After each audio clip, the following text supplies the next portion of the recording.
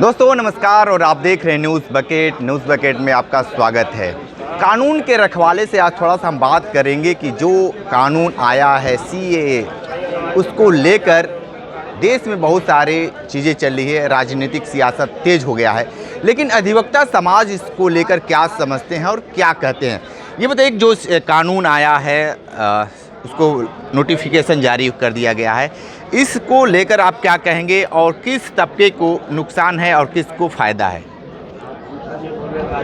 तबका का मतलब यह है कि सबसे पहले देश नंबर 1 पे होता है। बात किया जाएगा देश को, तो देश का नुकसान हो रहा है इसमें। जब हम देश के लोगों को किसी कानून के आधार पे बांटते हैं तो इसमें सबसे पहले देश का नुकसान होता है।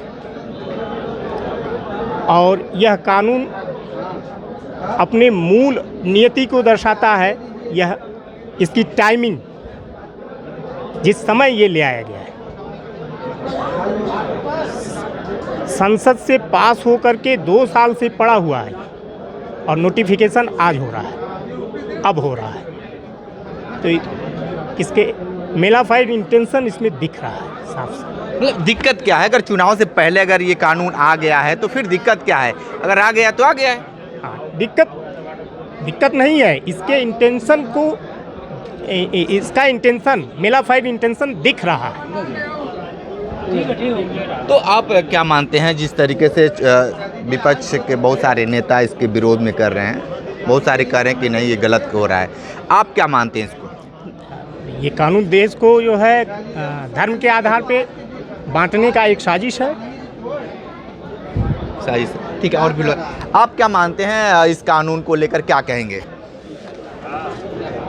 इस कानून से जो अल्पसंख्यक हमारे समुदाय के बाहर थे, उपेक्षित थे, उनको उनका अधिकार दिया जा रहा है। इसके लिए हम लोग प्रधानमंत्री जी के आभारी हैं। आप अधिकार की बात करते हैं, यहाँ के हिंदुओं को अभी तक अधिकार ही नहीं मिला है। हक अधिकार के लिए लड़ाई लड़ रहे हैं, बेरोजगारी महंगाई से जूझ रहे हैं यहाँ के हिंदू, और वहाँ से लोग आएंगे तो नहीं लगता है कि यहाँ के हिंदुओं के ऊपर बोझ पड़ेगा? बेरोजगारी आज नया पैदा नहीं हुआ, बेरोजगारी बरसों से है। बेरोजगारी काफ़ी हद तक प्रधानमंत्री मोदी जी ने हल कर दिया है। आगे आने वाले 10 सालों में उनका जो एजेंडा बना हुआ, उसके तहत बेरोजगारी लगभग 90% तक हल हो जाएगा। इस कानून को लेकर क्या कहेंगे? इस कानून का हम लोग तहे दिल से स्वागत करते हैं। यह कानून सही समय पर आया है, सही लोगों के लिए कार्य हो रहा है। बहुत सारे लोग विपक्ष ये कह रहा है कि ये चुनावी मुद्दा को गरमाने के लिए लेकर आए हैं। विपक्ष कुछ कहेगा, उसके पास दूसरा कोई मुद्दा नहीं है, इसलिए विपक्ष यही कहेगा।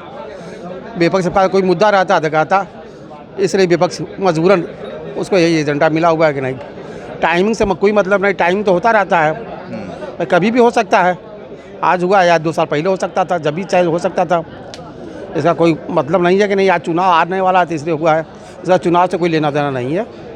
तो यहाँ के जो हिंदू समाज के लोग हैं वो, उनको इस तरीके के जो बोझ है, आपको नहीं लगता है कि बोझ पड़ेगा उनके ऊपर?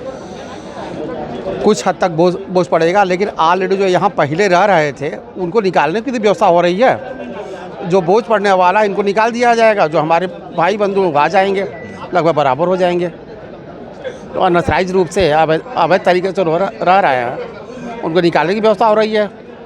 वो निकल जाएंगे। जो बाहरी हमारे भाई हैं वो आ रहे हैं, जो उपेक्षित थे उनको उनका अधिकार मिल रहा है। उनको अधिकार मिला। आप क्या मानते हैं, ये बता रहे हैं कि जो अधिकार मिलेगा, ये जो कानून आया है, धर्म के आधार पे अधिकार देना एक धर्म निरपेक्ष राष्ट्र को शोभा नहीं देता है। और हमारे माननीय प्रधानमंत्री नरेंद्र मोदी जी कहते हैं कि भारत लोकतंत्र की जननी है, और उसी लोकतंत्र पे लगातार कुठाराघात किया जा रहा है, संसद के माध्यम से किया जा रहा है। अब तो ये कहा जा रहा है कि 400 पार। आपको लगता है कि जब 400 जब पार हो जाएंगे तो क्या होगा? देखिए, कहने के लिए 400 पार बोल रहे हैं या 542 में 542 बोल रहे हैं। यदि चुनाव के ठीक पहले हमारा चुनाव आयुक्त ही इस्तीफा दे करके जा रहा है तो ये बहुत कुछ अपने आप में बयान कर रहा है। कुछ 400 पार नहीं, 542 ले आ सकते हैं, 100 आउट ऑफ 100 ले आ सकते हैं। आप उसकी बात कर दिए। बनारस के लोग बात ये भी कर रहे हैं कि अशोक मुत्था जैन भी चले गए, ये साफ सुथरा काम करते थे इसीलिए इनको हटा दिया गया, ये भी बात इसमें आ रही है क्या? नहीं, ऐसा देखिए, जब जहाँ से कानून बनता है वह जगह जब संदेहपूर्ण हो गया, आज देश का चुनाव आयुक्त इस्तीफा दे करके जा रहा है, तो घटनाएं अपने आप सब कुछ बोल रही हैं। व्यक्ति को बोलने की अब जगह कहाँ रह गया है? क्या चाहते हैं? हमसे भी बुलवा करके कुछ और चाहते हैं। मतलब आपको लगता है कि 400 पार या जो 500 प्लस कह रहे हैं ये संभव है?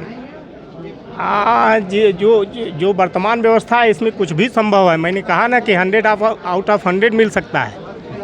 आपके 400 पार की जो बातें चली है उस पर क्या कहेंगे?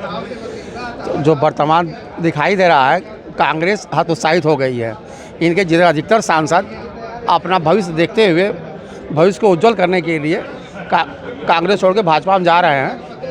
बिना बुलाए अब स्वेच्छा से जा रहे हैं, उनको कोई प्रलोभन, कोई लालच नहीं दिया जा रहा है। उसके बावजूद भी जनता देख रही है, इसलिए सब लोग यह जान रहे हैं कि भाजपा का भविष्य उज्जवल है।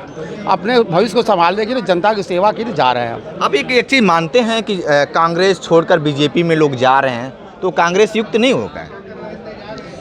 नहीं, कांग्रेस युक्त नहीं हो रहा है। कांग्रेस के लोग जाकर के भाजपा में जो उनकी धुलाई जो हो जा रही है, भाजपा में जाके धुले हुले हो जा रहा है, सही हो रहा है। उनकी नीयत साफ हो जा रही है। पहले नीयत गड़बड़ थी, ये कांग्रेस जाकर के नीयत साफ हो रही है उनकी। ऐसा तो नहीं आने वाले पे जब सभी कांग्रेसी बीजेपी में चले जाएं तो उस पार्टी का ही नाम रख दिया जाए कांग्रेस?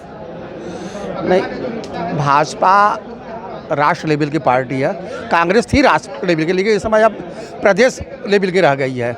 इससे ऐसी कोई बात नहीं है कि कांग्रेस का अस्तित्व धीरे धीरे समाप्त होने जा रहा है। कांग्रेस भाजपा में विलय करने जा रहा है और विलय हो जाएगा। अच्छा, ये सीए जो आया है इससे कांग्रेस को फ़ायदा होगा या नुकसान? कांग्रेस को कुछ हद तक नुकसान होगा, क्योंकि कांग्रेस मात्र कुछ समुदायों को लेकर चल रही है, भाजपा पूरे देश को लेकर चल रहा है। ये कांग्रेस की राजनीति मात्र एक समुदाय विशेष को लेकर चल रहा है, इसलिए उस समुदाय विशेष को कुछ लाभ होगा, लाभ ना होकर के उनका नुकसान हो रहा है। राजनीति में क्या आपको लगता है जिस तरीके से ये बातें चल रही है, कितना लाभ मिलेगा बीजेपी को? बीजेपी देश के मूल मुद्दों से, जो बेरोजगारी है, महंगाई है, भ्रष्टाचार है, उससे लोगों का ध्यान भटकाने के लिए नए नए हथकंडे अपनाती है। उन्हीं हथकंडों में से एक हथकंडा ये भी। ठीक है, तो आप सुन रहे थे अधिवक्ता समाज ने अपनी अपनी बातें बेबाकी से दिए हैं, चाहे 400 पार हो या सीए को लेकर इन्होंने बहुत सारे बातें को स्पष्ट किए हैं। विशेष रिपोर्ट कर रहे थे, तो हमारे साथ बने रहिए न्यूज़ बकेट के साथ। में दीजिए इजाज़त, नमस्कार। पेश है न्यूज बकेट हिंदी मासिक पत्रिका। पढ़ें इस महीने की पूरी खबर विस्तार से हमारे न्यूज बकेट की मैगजीन में। हमारी ई मैगजीन को मुफ्त में पढ़ने के लिए अभी लॉगिन करें www.newsbucket.in पर। इसके अलावा रोज की ताज़ा खबरों के लिए हमारे YouTube चैनल को तुरंत सब्सक्राइब करें।